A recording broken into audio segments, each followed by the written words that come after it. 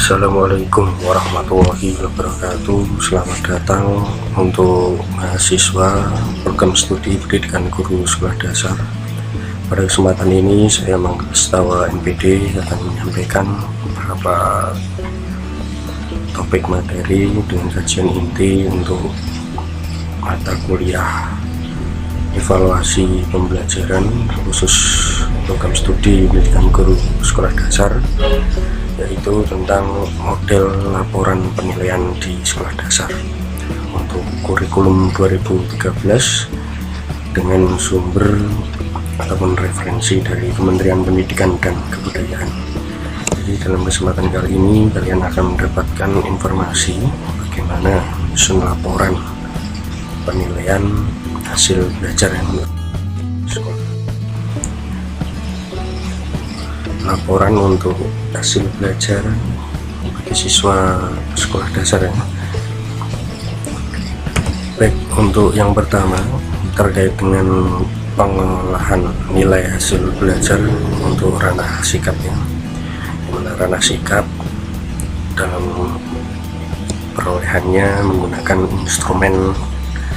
empat instrumen ya, ataupun tipe penilaian sudah kalian dapatkan dari konsep untuk penilaian sikap sebelumnya di materi-materi yang terdahulu terkait dengan penilaian di ranah sikap, bentuk atau tipenya ya, atau ragamnya.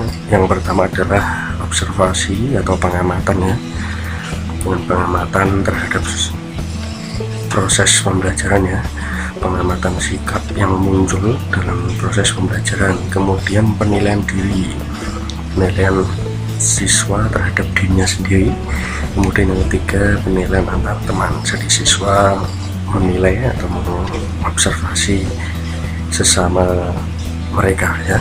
Kemudian yang keempat yaitu jurnal, ini memerlukan bantuan dari luar kelas, bisa guru mata pelajaran yang lain ataupun guru kelas yang lain yang pernah mengadaptasi bagaimana pendalaman karakter terhadap siswa-siswanya. Lalu dalam penilaian sikap kali ini yang akan diisikan pada buku rapat ya, dimana penilaian diri sendiri dan penilaian antar teman hanya digunakan sebagai bahan konfirmasi.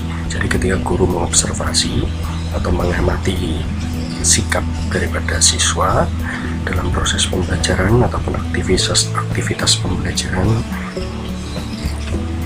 penilaian ini hanya untuk mengonfirmasi. Artinya apa? Untuk mendukung ya, untuk mendukung penilaian ketika guru melaksanakan kegiatan di kelas. Jadi penilaian ini menambah referensi guru ya, menambah referensi guru, juga menambah ketidakcakupan jangkauan guru dalam mengawasi. Jadi perlu adanya penilaian tambahan ataupun konfirmasi ya. Kemudian untuk jurnal catatannya, dimana guru digunakan untuk mengisi saran-saran pada buku rapor. Jadi seperti pembelajaran untuk mata pelajaran yang lain seperti pendidikan agama Islam maupun olahraga ataupun bahasa Inggris misalnya. Nah, itu digunakan untuk mengisi saran-saran dalam buku rapor ya. Kemudian yang kedua adalah pengolahan nilai aspek pengetahuan.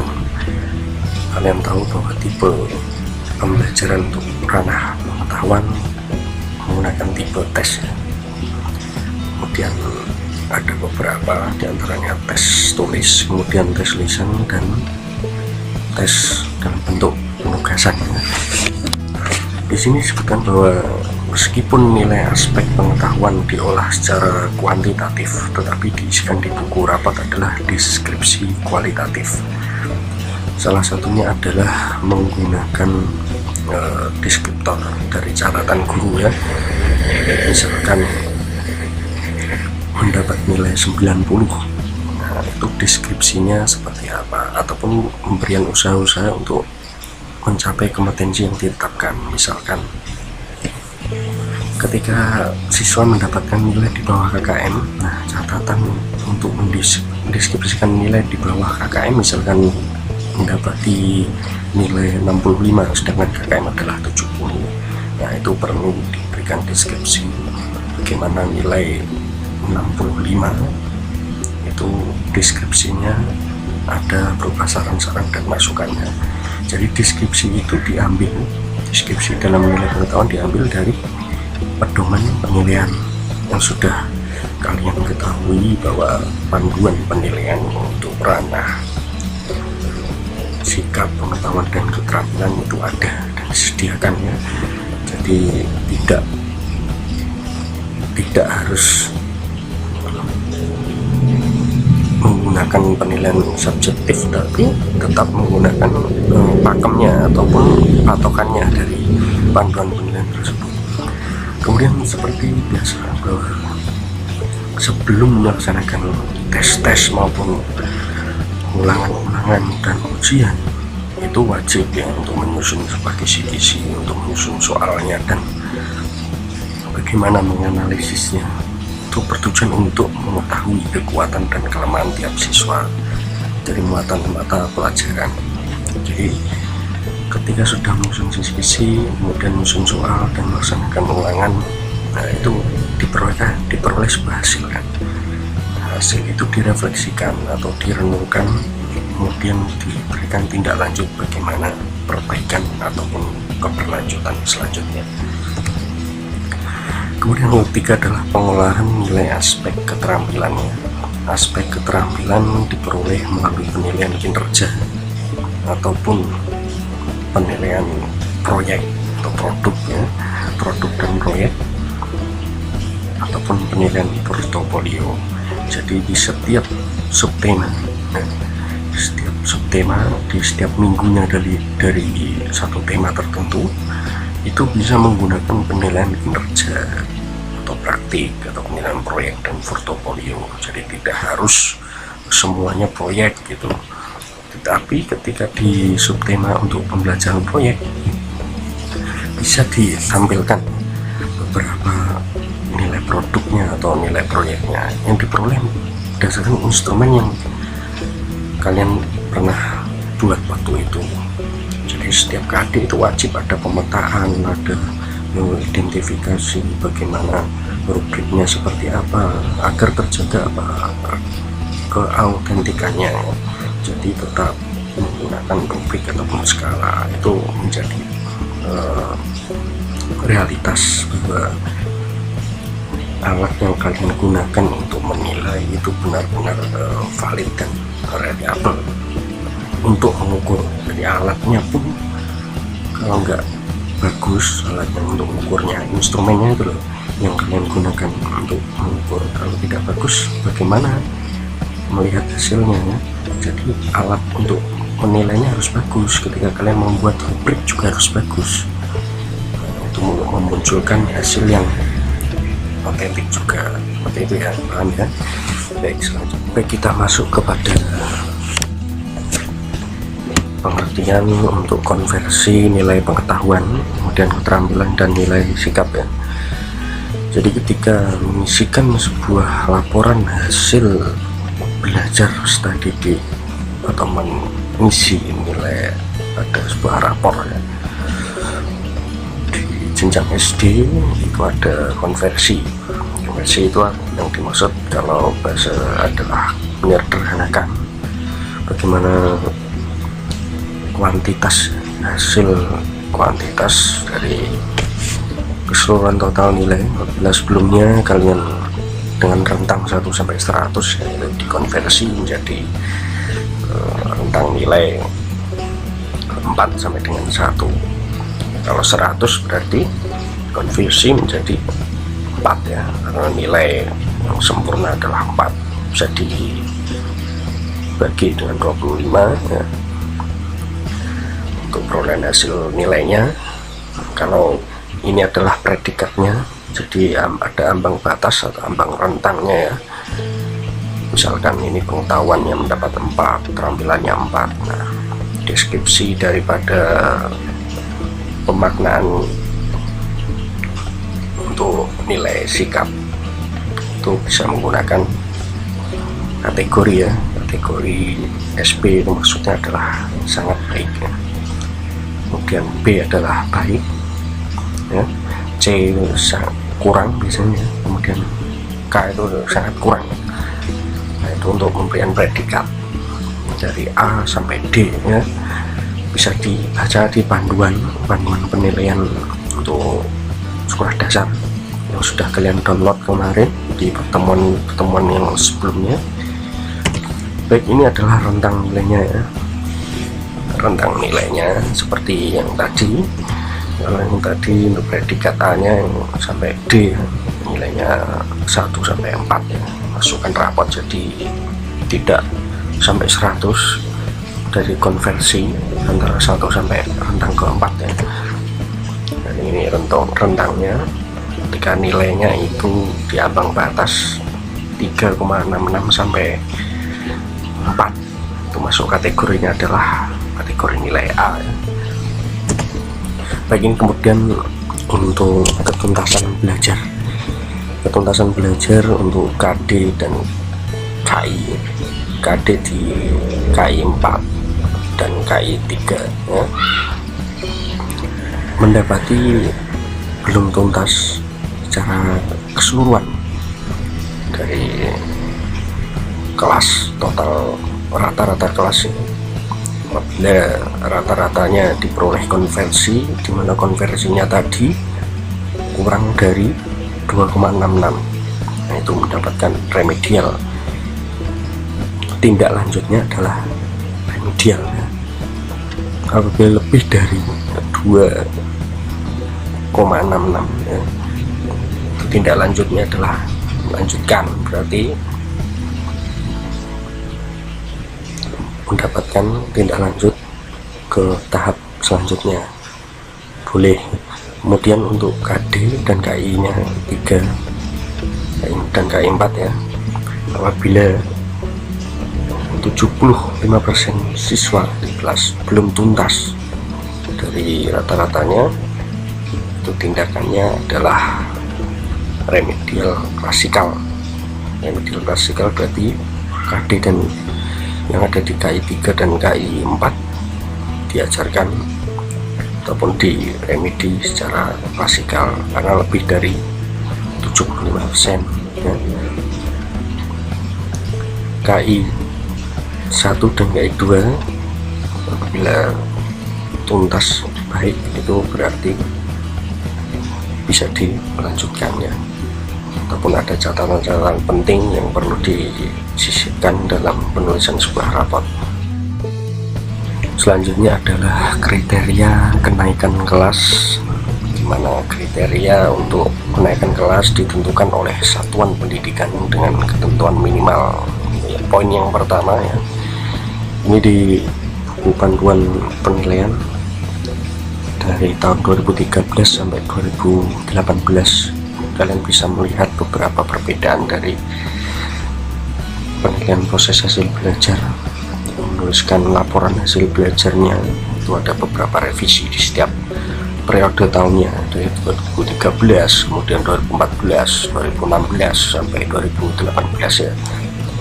Poin yang pertama, menyelesaikan seluruh program pembelajaran dalam 2 semester pada tahun pelajaran yang diikuti. Jadi tetap ya, siswa wajib mengikuti ketentuan untuk 2 semester yang diikuti setiap tahunnya. Kemudian mencapai tingkat kompetensi yang disyaratkan atau KKM dari keseluruhan ya. Kemudian yang ketiga adalah mencapai nilai sikap untuk semua mata pelajaran minimal baik ya. Jadi dalam menuliskan deskripsi nilai sikap yang diperoleh pada saat kegiatan pembelajaran itu wajib berkategori baik. Kemudian untuk yang keempat adalah tidak mendapat nilai kurang dari KKM-nya. Tidak ada nilai untuk kekurangan dari KKM dalam 3 mata pelajarannya, jadi tidak lebih dari 3. Itu bisa dinaik kelaskan ya. Kemudian yang kelima adalah ketidakhadiran siswa tanpa keterangan maksimal 15% dari jumlah kehadiran yang efektif ya. Baik, kemudian kriteria kelulusannya. Yang pertama adalah menyelesaikan seluruh program pembelajarannya dari program untuk semester tadi, semester 1 dan kedua, keseluruhan programnya, kelulusannya itu dipertimbangkan. Kemudian yang kedua adalah memperoleh nilai minimal baik pada penilaian akhir untuk seluruh mata pelajarannya. Jadi kelulusan itu wajib berminimal baik ya. Dan bagus sangat baik itu nilai minimal. Kemudian yang ketiga adalah lulus ujian sekolah atau madrasah SD atau MI. Kemudian yang keempat adalah lulus ujian nasional ya. Jadi dalam meluluskan siswa itu 4 ini harus dipegang, mulai dari ujian nasional, ujian sekolah atau MI nya ya. Kemudian minimal nilai rapot atau nilai akhir di setiap tema ya, di setiap mata pelajaran dalam setiap semesternya itu minimal baik dari keseluruh program pembelajaran.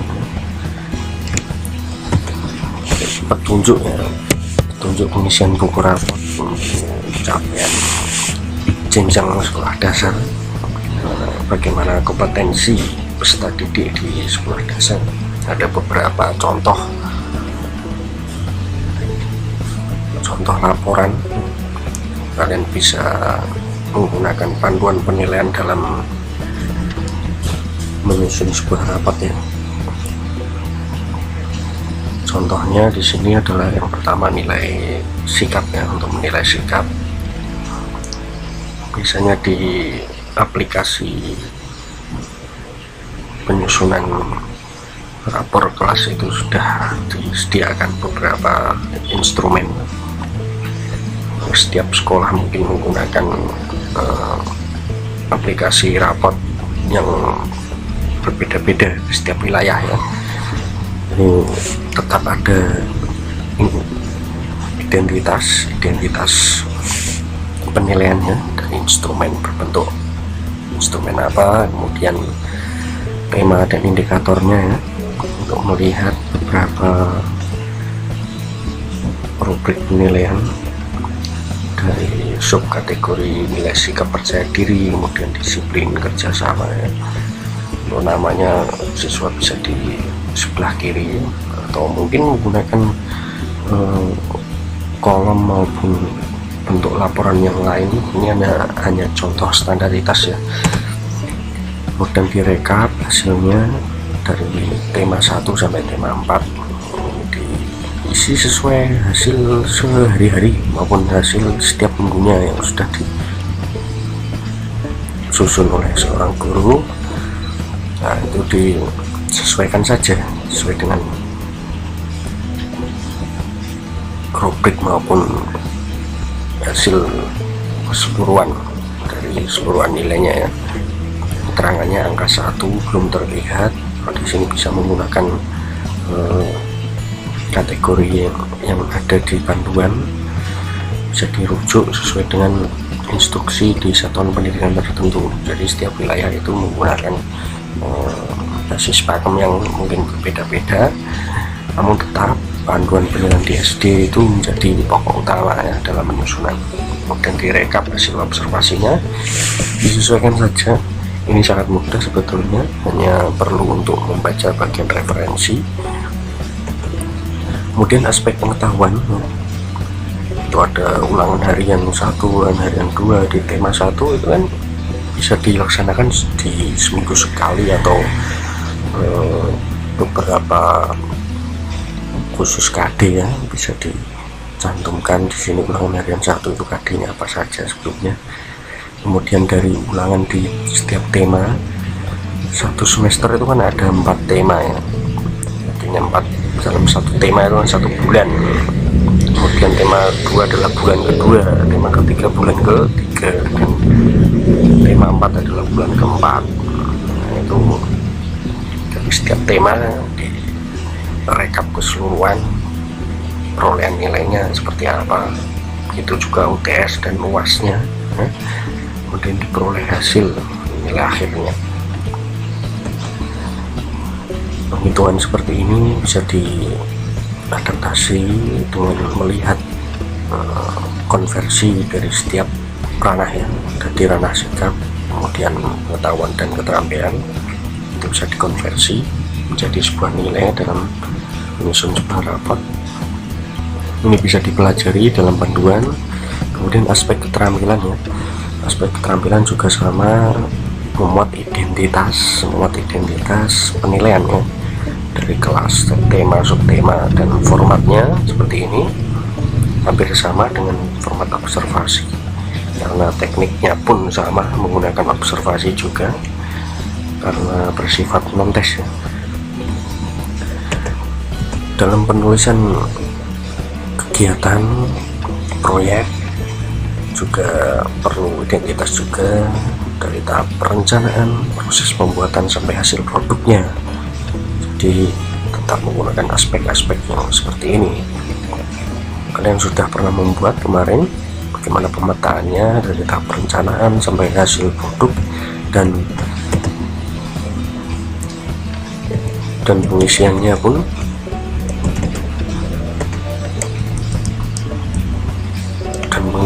menggunakan scoring ya. Tentunya ada deskripsinya, harusnya ini ditambah deskripsi bagaimana skor 1, 2, dan 3 seperti deskripsi kemarin atau rubrik kemarin yang sudah pernah kalian analisa ya, dari pemetaan kemarin. Itu bisa dijadikan sumber referensi juga untuk menyusun laporan penilaian. Baik, untuk pengisian di rapot sikap, untuk aspeknya ini ya, ada beberapa dalam setiap KD aspeknya, KI 1 dan KI 2. Bagaimana untuk KI 2 di ranah sikap, dan KI 1 adalah religiusnya. Itu deskripsinya di buku panduan ada, bisa simak contoh-contohnya untuk deskripsi. Itu pun juga sama untuk aspek pengetahuan, bagaimana deskripsinya bisa disimak di panduan, sering dibaca-baca untuk panduan penilaian di sekolah dasar, karena merupakan pakem daripada pembuatan laporannya. Itu adalah pokok daripada pengisian sebuah penilaian. Baik, itu saja yang dapat saya sampaikan. Selebihnya kalian harus berbanyak referensi, sumber belajar, dan literasi ya, sering membaca, sering latihan, karena apa, dalam kegiatan penyusunan administratif yang sedemikian itu perlu latihan. Jadi ketika tugas-tugas kalian harus sering-sering terbiasa dengan itu, karena ini adalah asupan sehari-hari bagi seorang guru, adalah tugas administratif yang penyusunan seperti ini. Itu wajib dibiasakan menjadi seorang guru, karena kalau tidak biasa nanti kaget ketika masuk ke